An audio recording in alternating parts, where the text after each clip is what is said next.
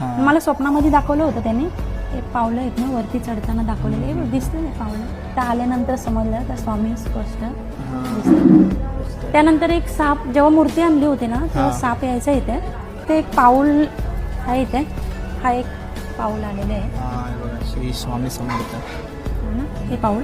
मला स्वप्नामध्ये दाखवलं होतं त्यांनी. ते पावलं आहेत ना वरती चढताना दाखवलेले हे दिसलं नाही पावलं, स्पष्ट दिसतात ना पावलं आहे ना पावलं. हे झाले.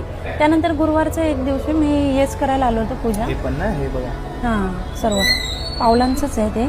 आणि त्यानंतर इथे त्रिशूल होता, पण आता ते झाडाचं मोठं झालं ना तर ते इथे त्रिशूल होता. पाहिजे तुला मी फोटोज देईन. इथे एक त्रिशूल आला होता गुरुवारच्या दिवशी.